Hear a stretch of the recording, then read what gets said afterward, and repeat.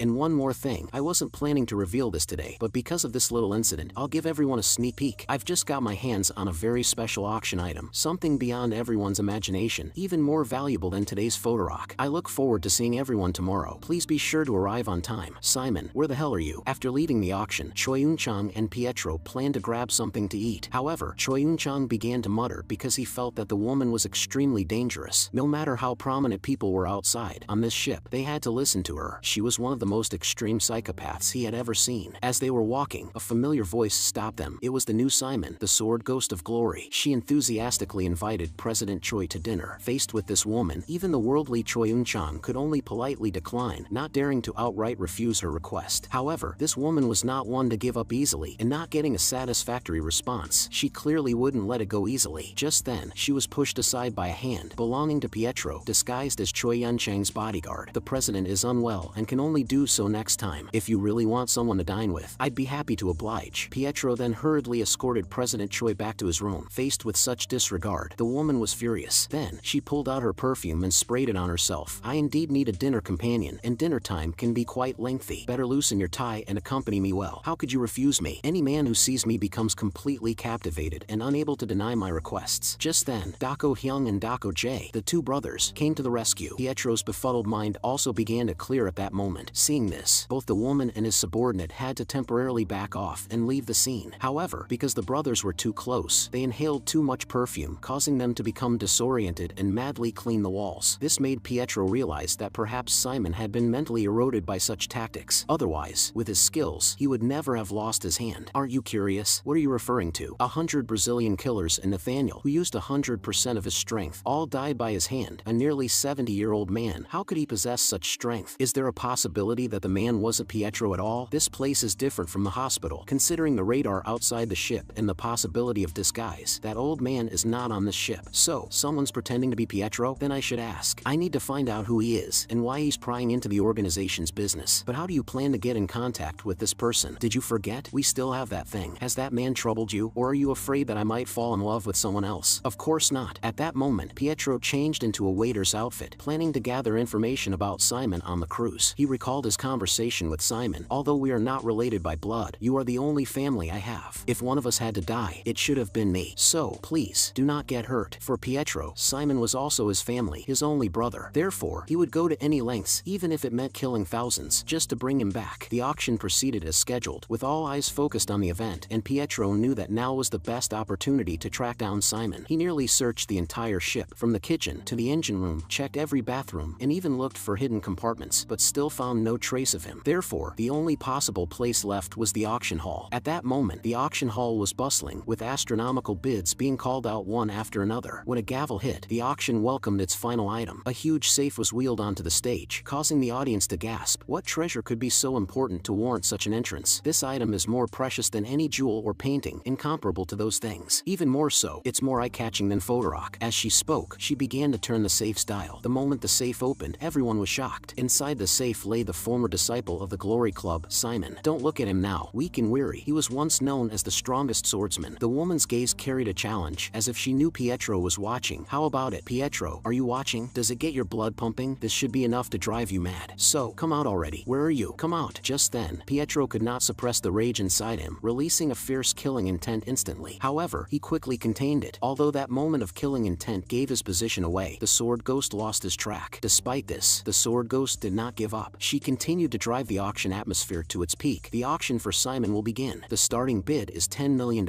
Pietro was very aware that this was a trick to draw him out. Not only that, it wasn't just about whether he had the $10 million to bid. Raising his hand to bid would surely reveal his identity as Pietro. If he chose not to bid, Simon would be executed on the spot. In the past, a disciple of glory was worth more than a nuclear bomb. Yet now, the auction hall fell into an eerie silence. The impatient sword ghost grabbed Simon's hair and taunted, "You really are trash that nobody wants now." Then, she announced to the audience below, if because he has lost a hand, no one wants to buy him, then after 5 counts, I'll kill him. At this moment, Pietro was extremely anxious inside, frantically thinking about how to save Simon. He forcefully suppressed his anger, his hands clenched until they turned red. Just as the countdown was about to end, suddenly, a voice broke the silence. $20 million. The chairman of Deha Group, Choi Eun-chang, signaled that he would buy the former disciple of glory, Simon, for $20 million in cash. This action shocked Pietro, and even stunned the sword ghost. Why would Choi Eun-chang do this? After all, he was a business partner of their boss, and also one of the major shareholders of the Glory Club. At this moment, the sword ghost was caught in a dilemma. If she went back on her word, it would deal a heavy blow to her own credibility. Thus, Choi Eun-chang got his wish and successfully bid for Simon. Soon after, Simon was taken to a guest room for basic medical treatment. Choi Eun-chang realized that this was the person that Pietro wanted to save. Pietro was grateful for this, but also started to worry that Choi Eun-chang might get drawn into this crisis. Although Choi Eun-chang outwardly claimed he was fine, he was deeply tied to glory and felt anxious about how to safely leave the ship. However, Pietro appeared calm and collected, reassuring Choi Eun-chang not to worry because he still had a card to play. Soon after, Pietro waited in the lobby. Before long, Dako Hyung and Dako Jae, the two brothers, appeared, dressed in designer clothes, shining brightly. It seemed they had made a good amount of money these past few days, and even began to mock Pietro's poor appearance. "Follow us, bro, we'll let you enjoy the good life." However, Pietro stopped them with a single statement that stunned them. "Didn't you come here to become legendary killers like Pietro?" This statement instantly snapped the brothers out of their fantasy, igniting a fire within them as they excitedly said, "Tell us, bro, what do we need to do next? Something very terrifying will happen on this ship soon, and your task is to act as A-rank killers." The brothers did not hesitate and immediately went to prepare. Pietro then returned to his room, looking at Simon lying weakly on the bed, feeling a mix of emotions. Seeing him like this, Pietro couldn't help but recall the old days. Over 60 years ago, when they were still young, they had watched school students play soccer during their free time. Simon had then expressed, "I wish I could be as simply happy as them, carrying a backpack instead of swords, wearing fresh school uniforms instead of smelling of sweat. How could I possibly go to school? It's not like I can use hands covered in blood to pick up a pen for learning." Pietro, who was very fond of Simon at the time, made a bold suggestion. "I plan to build a school that only accepts children who are poor, parentless, and homeless. You could naturally go to that school to study, and I will cover all the expenses of the school." Hearing this, Simon showed a smile that had been long missing. But now, Simon still lay in bed with no signs of improvement. Pietro leaned in close and whispered to him, "Get well soon. We still have to go to school. You promised me." This scene was quietly observed by Choi Eun-chang from outside the door. Meanwhile, the sword ghost returned to her room, furious. She couldn't understand the connection between Choi Eun-chang and Simon that made Choi disrupt her plans. "Let's kill him. Cut off Choi Eun-chang's head and hang it in the most visible place on the ship, so they know the fate of those who oppose me. Deha Group's revenue is significant, and without the boss's permission, we can't kill him. He is a key cog in the kingdom of glory. Your master should be me, shouldn't it? Don't be mistaken. You don't call the shots alone here. On this ship, I am God. I represent everything. Send someone immediately immediately to kill Simon and Choi Eun-chang. That way, the old man Pietro will have to show himself. Soon after, urgent knocking came from Choi Eun-chang's room. Choi was puzzled. He hadn't scheduled any visitors. Pietro calmly explained, "Actually, I ordered room service for you." After speaking, he asked Choi to wait a moment, then stepped out of the room and opened another room across the hall. This room was filled with dirtiness. There was a lot of trash to clean up. "You guys failed to be the best crewmen." "What are you joking about, young man? There are 20 of us carrying guns here. You think you can take us on with that pepper shakers? You're just a mere bodyguard. Be sensible and run for your life." Pietro smirked, clearly aware that these people did not understand how dangerous pepper could be. Over-reliance on guns, even if you're skilled, you will eventually have its limits. Sometimes, these little items are more useful than bullets. The leader was stunned as Pietro fearlessly charged into the crowd. Using a pepper shaker, he precisely targeted everyone's temples, instantly killing them on the spot. Pietro was fearless because they had surrounded the enemy themselves. If they fired rashly, their comrades would be hit first. If they hesitated, with Pietro's speed, they could not accurately shoot him. It seems these child soldiers completely underestimate how deadly pepper can be. As the smoke cleared, only Pietro's figure remained in the room. An interesting scene was about to unfold. Meanwhile, when the sword ghost learned that the hitmen she had sent were all defeated, she was utterly shocked. How could such a capable person be with Choi Eun-chang? These were mercenaries she had handpicked. Could it be that the old man Pietro had always been secretly protecting him? However, the head of security began to panic. He learned from the intercom that, whether it was the restaurant, the swimming pool, the surveillance room, the casino, or the cockpit, reports were coming in from all over saying they had seen Pietro's figure. The sword ghost was confused. How could he appear in multiple places at the same time? He couldn't possibly have the ability to clone himself. What exactly was the old man planning? The cruise ship was now in chaos. Tourists were running scared, and bodies lay everywhere. It turned out, this was all the work of Dako Hyung and Dako Jae. Previously, Pietro had told them a secret. That woman had inexplicably killed 2 bodyguards of a Russian arms dealer, and that person had not been seen since. Thus, Pietro deduced that the woman's real plan was to kill all the VIPs on the ship. After hearing this hypothesis, the 2 brothers suddenly realized, next, you two must take on the task of A-rank killers. As their identity could be disguised as cleaners, they could easily move through different areas of the ship, spreading this alarming news. The brothers acted swiftly, spreading the shocking news to everyone's ears. The informed guests all became skittish. However, this alone was not enough to trigger complete chaos. A catalyst was still needed. Just as Pietro fired a shot at the ceiling, the brothers immediately shouted in the most crowded area, "Save us! An Asian grandpa is fighting against the crewmen." In an instant, all the tourists on the cruise ship plunged into panic, fleeing in terror. At this time, the sword ghost in the lounge was hearing various chaotic rumors. Some said the crew would kill all VIP guests. Others claimed that the notorious killer Pietro had already boarded the ship. The sword ghost was furious, repeatedly striking the head of security with an ashtray. "Pietro, you old fool, can't you just die quietly? Already 1 foot in the grave, yet you still cause trouble, daring to cause such a mess on my ship. I'm going to kill you." "Master, don't be angry. I'll bring him back to you." "When did you get so enthusiastic?" "But there's no need for that. He always hides in the shadows, but I think I know how to lure him out. You just need to obey me. I've thought of a good way. With this, he won't be able to hide in the shadows anymore. A weapon that can kill 200,000 people, the deadliest thing in the world. What a treasure." Soon after, poison gas began to spread throughout the ship's cabins. Pietro was also shocked to see this. That madwoman had actually used Photorock. Just a tiny inhalation of this biochemical weapon could be lethal within minutes. If things continued this way, everyone on the ship, including the 2 brothers, Chairman Choi Eun-chang, and even Simon, would die. However, Pietro remained calm. He had survived many similar crises before. Yet, the greatest threat now was not Photorock, but the panicked crowd. Driven to desperation by the poison gas, they could not make sound judgments. To save these people, he needed to direct them all to head to the deck for safety. But the problem was, Pietro had already searched every corner of the ship while looking for Simon, and there were no alarms or public address systems on board. Most importantly, if he chose to save the crowd, Simon would be in danger, and Pietro couldn't possibly save everyone individually. The tide of fleeing people was beyond his reach. As Pietro faced this dilemma, he saw a ray of hope. Choi Eun-chang, carrying Simon, was moving steadfastly toward the deck. "Do you know how Deha became the best in the world? Whether it's technology or people, once we get them, we never let go easily. That's one of the most important principles in business. So, just leave him to me. Do what you need to do." Pietro realized that the little boy he once saved had grown into a man capable of supporting a piece of the sky. Pietro briefly thanked him, then turned and ran towards where the poison gas was spreading. This action left Choi Eun-chang in stunned admiration. Pietro rushed into the poisonous fog without a moment's hesitation. Choi understood that he should have stopped this young man, yet he secretly hoped he could achieve the impossible, just as he had once hoped for someone else. That familiar feeling surged once again. Meanwhile, the sword ghost had already prepared expensive wine, quietly waiting for the poison to disperse, after which she could go and search for Pietro's body. By then, she could claim the 7.6 7.6 billion reward in front of their boss. However, suddenly, the entire ship inexplicably began to tilt, which left Sword Ghost very puzzled. She believed such a problem was impossible with the ship she had constructed. 5 minutes earlier, Pietro had successfully infiltrated the control room and skillfully hacked into the ship's control system. Every large ship has 3 ballast tanks filled with water to balance the ship. If the water from one of these tanks were drained, the ship would lose balance and tilt in one direction. On a ship without any broadcasting devices, and with the masses in a state of panic, Pietro knew that the most effective way to guide them to make rational decisions was to use their primal instinct to escape. A tilting cruise ship would naturally drive them to flee upwards, and the upper areas, particularly the deck, were the only places far enough from the poison gas. Only by running upwards can they survive. As people ran upwards, the heavier-than-air poison gas would stay on the lower levels of the ship and stop spreading. Before the ship could be stabilized, he had to defeat Sword Ghost and save everyone. Witnessing the chaos unfolding, Sword Ghost was burning with rage. At that moment, someone came to report Pietro is now in the auction hall. She chuckled darkly as she slowly removed her clothes, muttering to herself, since he so desires death, of course, I must oblige him. She approached the storage locker and began to carefully select a fragrance for Pietro, not sure what he likes. Should I choose the scent Old Simon preferred, or try a new one? Never mind, I'll take them all. After all, he is Pietro, he should like them. Soon after, she and her subordinate arrived at the auction hall. By then, Pietro was already waiting for them. Seeing Pietro's figure, Sword Ghost was puzzled. Why is it this kid? Where has the old man gone? Pietro watched them coldly, containing his killing intent. Seeing that he did not respond, Sword Ghost prepared to draw her sword to kill him. However, Pietro picked up the microphone and slowly announced, the final auction of the Ghost Cruise is about to begin. Today's lot is a new disciple personally selected by the new owner of the Glory Club, Sword Ghost. Sword Ghost furrowed her brows, utterly confused. What is this fool talking about? Her anger became uncontrollable, given she was the roaming head of the Wandering Ghost Blade in Japan, the strongest swordsman of the Yamato nation. Starting bid, 100 Korean won. Feeling humiliated, Sword Ghost instantly drew her sword and roared, "You're courting death." Fortunately, she was stopped by the bear-like man. 100 Korean won, no bidders, then 51. If not, 31 will do. It really can't get any cheaper. Anyone for 10 won? What a pity. No one wants you. Don't be sad, Sword Ghost. I will ensure your life is valued appropriately. What do you think? 01. But I have a question. That night, did you really think you had defeated the Swirling Sword Saint? It seems you have overestimated your abilities. Today, I will let you see what the pinnacle of the Swirling Sword from that era really looked like. The bear-like man was stunned upon hearing this. This kid is barely in his 20s. How could he possibly emulate Swirling Sword technique? Yet, Pietro's gaze was filled with confidence and calm. This unwavering aura of intent to kill made the bear-like man uneasy. He immediately advised Sword Ghost to hold back, claiming he would confront Pietro first. But after Pietro's humiliation, Sword Ghost's fury was already ignited, and she unleashed her rarely seen ghost eye, ordering the bear-like man not to interfere. At that moment, her expression and gaze were reminiscent of the time she slaughtered 2,000 people, seemingly reverting to that bloodthirsty state. She slowly took off her shoes, sneering at Pietro, "You can tell me how you wish to die, and I can generously fulfill it." At that moment, Pietro quietly observed, remaining silent. He knew this was a critical moment. Her action of taking off her shoes seemed suspicious. Was it merely to lighten her weight to increase her speed? It seemed unlikely that speed alone could secure a position as a disciple. The Wandering Ghost Blade clan, with the title of Sword Ghost being the highest honor, reserved only for the strongest who could carry on the legacy of the previous generation. This woman's removal of her shoes wasn't just to reduce weight, it was because she possessed astonishing speed. The secret was in her soles, the ghost shoes. The ghost shoes provided additional kinetic energy for her movements, solving the inevitable vacuum period in high-speed motion. They allowed her to swiftly move to one location and quickly shift to another, granting her high mobility. Thus, the kinetic energy converted into powerful force, enhancing the user's destructive power several-fold. Seeing this vigor, the bear-like man had to admit his concerns. The speed of the Sword Ghost was extremely fast, and she would vanish into thin air after each maneuver. Against such an opponent, even Pietro would struggle to find an opportunity to counterattack. In other words, as long as Pietro couldn't catch her flaw, the Sword Ghost remained invincible. Despite this, the bear-like man was still filled with doubt. Clearly, Pietro was on the defensive, but his eyes revealed no hint of defeat. Instead, they were incredibly calm. Plus, he was meticulously observing every move of the Sword Ghost. Feeling uneasy, the bear-like man tried to stop the Sword Ghost. This kid is a bit strange. However, the Sword Ghost ignored him, angrily kicking the bear-like man away and scolding, "From now on, don't interfere. Just stay there and watch, and keep your mouth shut." But Pietro didn't see it that way. Your earlier action left you gasping for breath. Why didn't you let him help? Sure, you're fast, but compared to Simon, it's nothing special. It seems the Sword Ghost is nothing to shout about after all. Faced with such humiliation and provocation, she clenched her teeth in rage. She erupted with relentless killing intent, charging straight at Pietro. In response, Pietro met her assault with the swirling sword technique. Then, the two fighters froze in place, standing back to back in the final stances of their attacks, as if time itself had momentarily stopped. The sword ghost's pupils dilated, disbelievingly staring at this audacious young man, while Pietro remained composed. "Aren't you curious how I managed to block all your attack routes? You kicked so powerfully against the floor and columns, gaining unmatched speed, but it also means there's a fatal flaw. From the direction of the sound, one can determine where you will kick. This essentially tells me your attack direction. In other words, by simply positioning my sword in the line of your trajectory, I can easily fend off your attacks. And this is a gift returned on behalf of the swirling sword saint." At that moment, the sword ghost was struggling in the bear-like man's arms, continuously mumbling, "Now, immediately, right away, detonate that thing. I must personally dismember this insolent brat." Suddenly, with a loud bang, the ceiling blew open. This sensation was all too familiar to Pietro. It was the same perfume scent from their first encounter. As the lingering smoke slowly settled, the sword ghost revealed a sinister smile. "You're done for. Even if Pietro were here, he would have no means to deal with this. This realm is mine alone." Facing the enveloping perfume, that hallucinogenic kind, Pietro chose not to flee. The enemy laughed heartily. "He really is an idiot. Anyone who smells this perfume becomes like a drunk, a lamb on the chopping block. And yet this kid doesn't run away. He just stands there, dazed." Just as the sword ghost prepared to deliver a fatal blow and end his life, she found Pietro involuntarily writhing in the smoke. He took off his vest and wrapped it around his blade. The bear-like man didn't understand either. Shouldn't he be hallucinating by now? The sword ghost seemed to notice something. Could it be that he's been holding his breath all this time? But even so, you can't hold your breath forever. Then, Pietro doused his blade with a bottle of strong liquor. "The perfume you've relied on. Let me show you how utterly powerless it really is." Pietro then swung the flaming blade through the air, igniting the drug-laden smoke. Sword ghost was stunned, and the bear-like man only then realized what was happening. The perfume, a soft material containing 60% alcohol, was highly flammable. The first time Sword Ghost encountered this young man, he had already discovered the secret. Yet Sword Ghost did not give up. Despite this, the hall was still filled with a large amount of perfumed smoke. Pietro stabbed the flaming blade into the floor, and flames instantly roared to life. Sword Ghost was taken aback. How could this be? Pietro hadn't thrown the liquor bottle earlier to stop Sword Ghost's actions, but to fill the room's floor with alcohol. He had been setting up the battlefield from the start to turn the situation to his advantage. At this moment, Sword Ghost, overwhelmed by rage, lunged forward with her sword. But now, bleeding profusely and with reduced strength and speed, she could no longer pose any threat. Her limits had been reached. But suddenly, what Pietro saw next shocked him. The bear-like man halted Sword Ghost's action with a hand chop. Losing a hand would cause severe bleeding, and her high blood pressure would make continued fighting dangerously risky. Calming her down was the correct decision at the moment. Pietro thought the bear-like man would be his next opponent, but instead, he turned and fled the scene with Sword Ghost, heading towards the flame-engulfed ship corridor. As they left, the bear-like man was regretful, feeling he should not have let her fight alone. While Pietro, who had planned to end the fight and leave, was left with an unresolved mystery: the Wandering Ghost Blade organization. During his check with Jaiwan on their identities, Pietro uncovered something very odd. She had killed at most 2,000 people, but how could she qualify as the new Simon? Each disciple in glory was more powerful than her, more valuable than a nuclear weapon. She was utterly unqualified to be a disciple. Yet, after reviewing extensive data, he found that her capabilities were vastly inferior to Simon's. Nonetheless, Glory's new boss had recruited her. What could be the reason behind this? Pietro's suspicion was confirmed when he came alone to the ship's deck, and a figure slowly emerged behind him. It turned out he was the true disciple Simon, codenamed Simon Kagio. Rank: Disciple. Pietro was puzzled. With your strength, why would you choose to be someone else's shadow? You don't need to be so curious. In this industry, those who are curious don't last long. Pietro forced himself to remain calm. This person is like a shadow, never appearing in any records. Even during the previous battle with Nathaniel, Pietro had only caught a glimpse of some abilities. Now, facing a completely unknown person, the biggest issue is that he has no idea about his fighting style, which puts immense pressure on Pietro. From the brief exchange just now, Pietro grew more doubtful because he couldn't understand this man at all. His posture was very low, not resembling karate at all. Despite experiencing tens of thousands of battles, he had never seen a human use this fighting style. Was he still hiding something, or was it some secret technique even he didn't know? Although his movements were full of openings, neck, chest, abdomen, completely unprotected, his fighting style seemed unusually unnatural. This confused Pietro. His actions seemed utterly devoid of any combat skills, yet he seemed extremely proficient. This weird feeling was more like an animal's instinct, dodging Pietro's attacks in an extraordinarily unusual posture. He possessed a rare insight. Whenever he saw an attack coming, he would instantly decide whether to block or dodge. From these signs, Pietro realized that this man was a relentless fighting machine, born like a wild beast filled with savagery. After a brief exchange, Kagio felt Pietro's strength, but that was it. He thought there was no need to use that thing. Sloppy. Compared to your natural talent, your attack and defense patterns are too simple and mindless. You must not have studied combat skills much, right? To be precise, you couldn't learn them. It's really hard to understand. You clearly have that ability. Why do you always hide behind the sword ghost? What is holding back your nature? Or is it that you can't do anything without your master? Kageo was also shocked. Why did this man know the secrets behind him? But no matter what, he had to protect the sword ghost. So, he burst forth, charging at Pietro. This action made Pietro increasingly fascinated. All movements were full of recklessness but also filled with creativity. Maybe he didn't need to learn any combat skills, because it seemed like he never felt threatened by anyone, like a born predator, instinctively biting the opponent's neck and then tearing off the prey's head. But there was still one thing that was unexplainable. He still seemed to be hiding a secret. Facing this young man, Kageo was also somewhat nervous because he had been aiming at one place all along, his legs, always thinking of setting traps to limit his movement. Kageo's agility must have been frustrating for him, hence the elaborate trap. Since he's so purposeful, then I'll do exactly the opposite. I'll attack him, Kageo thought. However, when he found his movements constrained, he was very puzzled. When had the chain been fastened? Was it during the recent fight that he had already laid the groundwork for everything that followed? It seems you've always been fighting on instinct, but you must have realized something after witnessing my fight with the sword ghost. So, my bait has to be more refined. You've probably never fought a battle that required brains, have you? Don't waste your effort. Even a saw would hardly cut through this chain. However, hidden in Kageo's sleeve was a set of clawed gloves, not only corrosion resistant but also capable of cutting through his own skin, meaning he used his own blood to melt the iron chain around his neck. This was why he could become a disciple, the power to dissolve people he had displayed at the auction. Seeing this, Pietro became extremely cautious. Having such abilities meant he couldn't approach Kageo carelessly. When Kageo charged at him, Pietro seemed unable to evade the attack, but in the next second, Pietro caught Kageo's hand, which was right in front of his face. It turned out Pietro had pretended to be unable to dodge in order to closely observe Kageo's hand. The series of confirmations just now made Pietro realize something. This should be what he knew, the toxic leopard lineage known for dissolving everything with their blood. Even Pietro himself was surprised. This family had disappeared from the world a long time ago, their descendants slaughtered. Could it be that only you survived? The toxic leopard lineage, renowned for their ability to dissolve anything with their highly corrosive blood, was wiped out overnight. Those who pursued them to extinction were from an even more famous clan in Japan, the Wandering Ghost Blade, but they left a single child alive, thinking it amusing to leave a lone survivor in these chaotic times. However, this lone survivor displayed amazing talent within the Wandering Ghost Blade, even accidentally injuring his fellow students. He didn't understand why this happened, thinking it was just regular martial arts sparring. His rapid growth caught the clan's attention. This descendant of the toxic leopard, with his acidic blood, kept growing stronger and more uncontrollable. The clan thought of a unique way to harness him, using the lore of flea markets. A flea can jump over a meter high, about 200 times its height, but if placed in a jar with a lid for 3 days, once the lid is opened, they won't jump out anymore. They'll believe that's their limit. So, by curbing his growth and providing him a jar, they could control him. After that, he no longer appeared in the clan's training. He was ostracized and isolated by everyone, not allowed to participate in any martial arts training. Because of his unique blood, no one wanted to be near him, even faced with hostility and physical assaults. As a young boy, he couldn't understand why he couldn't train and grow like everyone else. What had he done wrong? Why was he despised just for being born? A punch in anger knocked down a decades-old tree. Suddenly, a fledgling fell beside him from the tree. Seeing its lonely figure, he related it to his own solitude and decided to climb the tree to return it to its nest. But upon climbing, he realized the fledgling had dissolved in his palm. Seeing this, he became even more inconsolable. It turned out, no one or creature could come near him. From then on, he realized he would always be alone, unable to be close to anyone. Everyone would despise and avoid him. So, since everyone was going to avoid and despise him, he might as well make them fear him even more. Afterwards, the 23rd generation head of the Wandering Ghost Blade, Uesugi Hideaki, realized they couldn't contain his growth. He alone decimated the powerful Sekinori family, leaving a scene gruesome like a beast's mauling. It was an incredible ability, also extremely threatening. He was like a beast in the night, born to be a spectral hunter. Unfortunately, the blood running through this descendant's veins did not belong to the Wandering Ghost Blade. However, as long as he doesn't rise above his master, there's no need to worry. And all of this, Kageo knew very well. Yet, he still chose to be a shadow, the man who protects behind the sword ghost. What the hell are you doing? Serving under the Wandering Ghost Blade lineage that trampled your family? You could have established your own independent sect. Why debase yourself? Kageo also found it strange. Why did this young man know his secret? Those who could confront the sword ghost face to face in this world are few, and he could not possibly be unaware of such people. So, who are you really? Want to know? Then you must defeat me to find out. Pietro's attack aimed at Kageo's chin was just right, but such clumsy attacks hardly made an impact. Kageo could still turn around and counterattack because the attacks lacked sufficient force. If Pietro increased his strength, his own bleeding would become a weapon against him. It seems that without neutralizing his toxin, Pietro couldn't win. What should he do next? Suddenly, Pietro noticed something interesting, and Kageo followed suit. The corrosive nature of the toxin became stronger, creating a suffocating pressure. At that moment, Kageo made a suggestion. Just tell me Pietro's whereabouts, and I'll let you go. Do you think no one can fight against you? Seeing the scene before him, Kageo was completely speechless. Are you joking right now? But Pietro remained calm and composed. A joke? Impossible. I am seriously fighting you, but you can't even imagine that this mop will be the weapon that ends your life. Is he out of his mind? Kageo thought to himself, knowing well that his invincible claws could instantly pulverize anything wooden. Did you think using a long-distance weapon will give you a significant advantage? Once you've been hit, you'll understand the logic behind it. Kageo became exceedingly cautious. Although unclear about the mop's potential function, he was certain of one thing. Pietro was always fighting with his brain, like playing chess, planning several moves ahead. Thus, the mop definitely held a secret he wasn't aware of. Sure enough, Pietro began to attack from a distance, swinging the mop so swiftly that Kageo struggled to approach easily. However, these attacks did not inflict any fatal damage. Therefore, Kageo decided to abandon defense and charged head-on, since a single touch from him would mean Pietro's death. However, Kageo's overconfident move played right into Pietro's hands. Pietro swiftly wrapped the mop around Kageo's short claws, then sharply twisted the mop, aiming to trap his weapon. Nevertheless, this hardly affected Kageo. Such a thing he could easily unravel with just a flick of his hand. Faced with Kageo's fierce attack, Pietro remained composed and unbothered, while Kageo felt thoroughly underestimated. He lifted his short claws and charged violently. However, Kageo inexplicably fell to the ground, followed by cries of pain. What have you done? Pietro watched the scene unfold as if everything was within his expectations. He knew Kageo's capabilities were terrifying, not only preventing close contact, but also necessitating constant vigilance to avoid contact with his blood. Once touched, it would mean certain death for him. But Kageo's blood also had a fatal flaw. Due to its high acidity, once it encountered a strong alkaline cleaning agent, it would react chemically, neutralizing the acid, and Kageo's much-prided weapon would cease to exist. Enduring the pain in his hands, Kageo finally understood. So this kid used the mop just now to coat my hands with a strong alkaline detergent. Despite losing the advantage of his blood, Kageo still believed he could continue the fight. After all, he still possessed that wild reactivity. At that moment, Pietro was shocked by the sight before him, and Kageo was thus interrupted in his action. Sword Ghost approached the battlefield, dragging her weary body. Pietro thought if she really wanted to save her life, she should have left earlier, but Sword Ghost kept muttering, I must kill him. Yet, she couldn't even hold a sword. Madam, are you okay? Didn't I tell you to stay in the boat? What are you doing here? This will only make things worse. Shut up. I'm going to kill him. I promised you that once this is over, we will leave. Leave this to me. I can find Pietro too. I must do this. I need to be the one who accomplishes this. People must obey their master. Madam, wait a minute. Please, come to your senses. Open your eyes. Looking back, I've always longed to walk out that huge gate, to leave that place, because once outside, there's no oppressive atmosphere from the clan. But the only reason I can't leave is because of Yuka. Big bro, aren't these flowers pretty? These flowers are really fragrant. Come and smell them. Being with you, the air is warm, and even life is full of meaning. The scent of those flowers suppresses my hatred, loneliness, and sorrow, and even the distinctions of status and nobility seem to disappear. Madam, you shouldn't call me big bro. It's okay. You're bigger than Yuka. Big bro, really, don't call me that. I don't wanna. You're older. Big bro Kageo. But happiness is always short-lived. Because of the reasons of status, distinctions aren't recognized, leading to me being severely beaten. Even because of the blood running through our veins, we can't touch each other at will. Maybe it's my cursed blood. Maybe it's your noble blood. But for sure, this relationship means we can never cross that boundary again. In the days that followed, I could only watch you from afar, because you will eventually inherit the wandering ghost blade, and being your shadow is enough for me. Your birthday was also very grand, with countless valuable gifts, including your favorite perfume, all expensive items, and my cheap, inexpensive perfume. I couldn't even give it to you. Priced at 800 yen, it was far too unworthy for you. The originally cheerful and laughing Yuka changed drastically one day. The friendly Yamadagumi clan unexpectedly attacked the wandering ghost blade, and all I cared about was Yuka's safety, not considering anyone else. I could only take you and flee from that dangerous place. From that day on, you became a different person. You trained day and night, utterly disregarding your physical condition. For revenge, even if you were sick, you continued to enhance your strength, and I could only silently watch, quietly accompanying you. We stayed in a cave for several years, eventually exchanging your life for training results. One day, years later, you successfully avenged the clan with your sword and my blood. After slaughtering 2,000 people, we disappeared. But in exchange for taking revenge, we lost our place to return to. We wandered aimlessly for many years, unable to find a direction in life. You asked me, where should we go? Of course, where the master is. That's where my home is. Even if you ask me to leave, I wouldn't be content. But you seemed tired of this life of hiding and yearned for a place with sunlight, a place where no one could recognize us. And I don't care what that place is, as long as you are there. I just need to be your shadow. That's enough. off. Kageo: yes, madam. How is this possible? How do you have this? You think I didn't know? For the past 10 years, I've always carried it with me. I didn't want to waste it, so I never used it. Now, can you spray it for me? No, this perfume is expired. I can't spray it on you. You really know how to choose a scent. It's truly one I like. The days spent with you are truly joyful, all precious memories. I'm sorry, I couldn't keep our promise. You must take good care from now on. Big bro Kageo: that is my blood. Spit it out. No, I've done many bad things. This might just be my fate. This way, you'll be able to live better. So please, finish this for me. You can't do this. Yuka. Kageo held onto Sword Ghost tightly. The sudden shock had already made him lose his reason. He suddenly stood up, slashing his own chest with his hands. Acidic blood flowed out. Faced with Kageo's beast-like onslaught, Pietro also felt fear and apprehension, because now, Kageo was not simply fighting. His recklessness, disregarding his own safety, had only one reason. He didn't care at all if he would die. He was unleashing his wild nature without restraint. Kageo's blood made it impossible for Pietro to approach, and coupled with his enraged state, this made the situation exceptionally tricky. Suddenly, Kageo was stunned as several fire extinguishers flew around him. Immediately after, Pietro threw several hotel room cards, which swiftly cut open the fire extinguishers canisters. The fire extinguishers exploded right beside Kageo. Pietro's intention was not to create smoke to block Kageo's sight, but to make the dry powder from the fire extinguishers cling to Kageo, thus achieving a hemostatic effect. Kageo recalled everyone he had fought before, whose last expressions were of lost will to fight. However, the man before him was different, showing no fear at all, as if his talent and blood were meaningless to him. Kageo, lying on the ground, couldn't comprehend any of this for a long time, like a confused fly facing such a formidable opponent, either related to Pietro or the Glory Club. This young man must be above A rank, even more formidable than a disciple. If someone possessed such strength, he would certainly know of them. So, who exactly is he? But what would knowing change? His life now seemed utterly pointless. Just kill me. Yet Pietro thought him a simpleton. Have you never considered why the Yamadagumi clan would attack the Wandering Ghost Blade? That entire incident, from start to finish, were all Glory's wicked plan. Hearing this, Kageo's eyes widened. What do you mean? Over 10 years ago, the new boss of Glory began looking for candidates to replace the old 12 disciples. The most notable among them was the Wandering Ghost Blade, which has ruled Japan for 1,000 years. He was attracted to the clan and wanted to take control of it. However, the proud and powerful clan leader wasn't tempted and refused his unreasonable demands. For someone aiming to establish the Kingdom of Glory, no one could stop him. Thus, after leaving the Wandering Ghost Blade, he went directly to the Yamadagumi clan leader's residence, using the Yamadagumi clan to annihilate the Wandering Ghost Blade. Do you think the two of you, then just children, could have escaped so easily from that massacre? Afterwards, as he had predicted, you slaughtered all the members of the Yamadagumi clan. With your purpose and life lost, he proposed that you become disciples of Glory. As a result, he took control of the bloodlines of both the Wandering Ghost Blade and Toxic Leopard clans, and you became the real shadow behind the Sword Ghost. Although all of this is incredibly cruel, it's the harsh truth. Kageo could hardly believe any of this. How could he believe Pietro's twisted words? Noticing Kageo's doubts, Pietro said, "If you don't believe it, why not ask your boss, Raphael?" Hearing the name Raphael, Kageo was utterly shocked. Raphael was actually the codename of their boss, the one who gave them the disciple necklaces. Though he had never wanted the necklace himself, believing that the world couldn't have two sons, and that he could only serve the Sword Ghost, Raphael had appointed the Sword Ghost to that position so Kageo could continue to serve his master. Considering these clues, if all this was indeed orchestrated by boss Raphael, then what the young man said might be true. What kind of life had he and Yuka been living over the years? He just wanted Yuka to be happy. Being by her side was enough for him. But if he had accepted the position of a Glory disciple and hadn't always been by Yuka's side, was she still living happily? Was she still at an age like a flower, enjoying the warmth of the sun? Raphael, you really are shameless, so easily ruining someone's life, aren't you? Facing the emotionally charged Kageo, Pietro advised, all this anger will only cause you more pain. It'll just hasten your meeting with the King of Hell. Feeling Pietro's goodwill, Kageo also disclosed, your friends are about to face danger. The pirates we sent to murder the masses are already on board, each armed with sophisticated firearms. This ship will soon be engulfed in flames. You'd better hurry and save them. Meanwhile, the ship was already being devoured by fire. Dako Hyung and Dako Jae were arranging for the masses to leave on lifeboats. However, a sudden sound interrupted their efforts. The people approaching were the carefully selected Somali pirates by the Sword Ghost. Faced with these well-equipped enemies, the brothers were helpless. Moreover, there was a very important person on board, Chairman Choi Eun-chang. Despite Kageo's warning, Pietro did not seem anxious, knowing that there was a top killer on guard there, the former disciple, Simon. Decades ago, Pietro had asked Simon, what is the most lethal moment for a swordsman? It's when their hands become weak, unable to hold the sword anymore. What would you do if you lost your most skilled right hand? Later that evening, Pietro heard rumors that Simon was absolutely mad. When he stepped into the back room, he was completely shocked by the sight. Simon had actually broken his own right hand to train his swordsmanship. ship with his left to adapt to sudden situations. Pietro rushed to question, "Why would you need to break your arm to train? If it wasn't truly broken, I could never fully adapt. The body's instinct would naturally make the right hand move, which would never achieve the results I wanted. One day, I will complete the swirling sword with only my left hand." Even Choi Eun-chang was shocked by this scene. Normally, shooting requires a finger to pull the trigger, and a swordsman needs hands to grip the blade, but Simon broke these norms. After that, all the people safely left, and Glory's second stronghold, the Ghost Cruise, completely sank. 3,348, the total number of islands in Korea. Being able to locate Simon's hideout in a remote area speaks volumes of their intelligence capabilities. The incident on the ghost ship will soon reach Raphael, who by then will surely be grinding his teeth in anger. But don't worry, Raphael, just you wait, because the real battle is just beginning. When they return to Jailin's basement, Simon is puzzled by Raphael's situation. The Honor Hospital and the Ghost Cruise. These two strongholds are not as straightforward as they seem. Jailin is distressed because Raphael's real goal is to kill Pietro, a figure symbolic of the disciples, posing a great threat to the Glory Club. Previously, during the era of Divine Cathedral, the 12 disciples were trained by Father Gabriel not as ruthless killers but as special forces to quell wars. When the world's pain and chaos were calmed and peace was approached, Father ordered the dissolution of the 12 disciples and their return to ordinary life. But Father's foster son, Raphael, was dissatisfied. He found Father Gabriel believing the company could grow and even go global, and that the 12 disciples should not be disbanded. Father believed that the disciples were Raphael's brothers and sisters, not stepping stones for him to climb to the top. They had sacrificed their beautiful lives for this. They saved millions, all children of the Lord. Now, this peaceful world no longer needs them. Faced with such a response, Raphael clearly could not accept it. He vented his anger at the statue, believing that letting glory grow was truly God's will. Subsequently, he killed Father Gabriel and successfully took over the Glory Club. Upon taking power, Raphael immediately acted, transforming the halo accumulated by the Honor Orphanage and turning it into an organization of killers, the Glory Club. He then selected 12 young people from around the world to replace the aging disciples. Raphael planned to expand the business globally, even aiming for global control. To achieve this, he had to kill the spiritual pillar of the disciples, even the pillar of the entire industry, Pietro. Mentioning Raphael, the rascal, Jailin was gnashing his teeth. But what enraged Jailin more was that Pietro had brought Kagyo back to their secret base. In the face of the incessantly chattering Jailin, 2 disciples directly carried him out. Although he wasn't dead, he was seriously injured. Now he needed to rest well. Suddenly, a loud bang resounded in the room. Jailin couldn't understand how he could recover so quickly after losing so much blood. When they opened the door to investigate, Kagyo had long disappeared. It didn't make sense for him to get up so quickly after all the tranquilizers administered to stop the bleeding. He must have gone there. It can only be there. Meanwhile, in the vast meeting room of the Glory Club, the ghost ship has sunk. I think Pietro must have done it, but there's no trace of him. He used to show himself. My disciples, what do you think we should do? Could it be that the sword ghost, oh no, should I say Kagyo, was defeated? Is Pietro really that powerful? This old man is truly fascinating. It's interesting. A dying man could be so capable. Aren't you scared? Don't just rely on genetics to enhance your body. Try improving your strength first. Shut up if you don't want to be brutally torn apart. You muscle-less muggle. Can people get stronger just by talking now? You too. Would drilling a hole in your heads keep you quiet for a while? Alright, since we've all greeted each other, let's talk. My disciples, you are all top-notch figures in the world, but why can't you catch an old man? Just then, the exhibition hall doors were violently blown off. That's an interesting knock. Kagyo, you're still alive. That's great. I've heard the news about Yuka. It's such a pity. But Kagyo, tell me quickly about Pietro. However, Kagyo did not respond, but glared angrily at Raphael. He questioned whether that incident was really true. Faced with Kagyo's inquiry, Raphael was completely clueless about what had happened. Kagyo asked about the reason behind the annihilation of the wandering ghost blade. All of this happened because of you. You should take full responsibility. If you had accepted the position of disciple naturally from the beginning, none of this would have happened. Kagyo was furious and could no longer suppress his anger. From now on, all the disciples in the hall, one by one, get out. Anyone still here after 10 seconds will have to die. Kagyo, do you know what's going on for you to be saying that? It doesn't look like anyone is thinking of leaving. Fine. Today, you will all die. Facing the onslaught of the other disciples, Kagyo was overwhelmed, especially since he had not yet recovered from the injuries sustained in the battle with Pietro. However, one man with glasses easily intercepted the two, leaving Kagyo exhausted from too much blood loss, now unable to face so many disciples at once. Yuka's revenge was still unavenged, and now he could only retreat to regroup and plan further. This guy just greets and leaves? Should we chase him down and kill him? Let him go. At his age, he still has the temper of a child. I believe we will meet him again soon. However, now we can be sure of one thing. Kagyo and Pietro had no interaction. So how did Pietro know about the sword ghost matters and all the details of the events? According to speculation, there must be a big shot who helped him, just like someone on the